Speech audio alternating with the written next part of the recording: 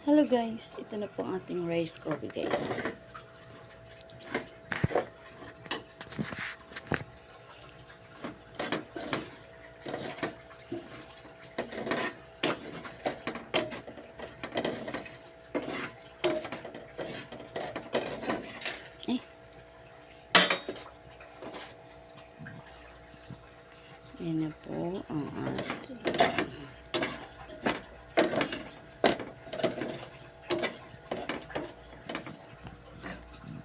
Yan na po ang ating rice coffee guys.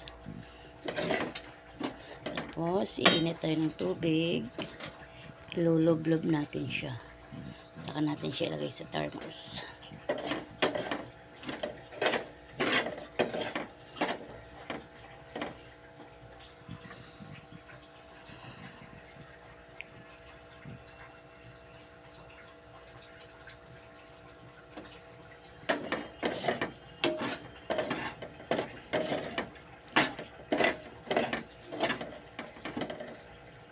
Hindi ko na po siya guys dudurogin. Ganyan lang po siya. Ilalagay natin sa thermos. Pakukulaan natin sa mainit na tubig.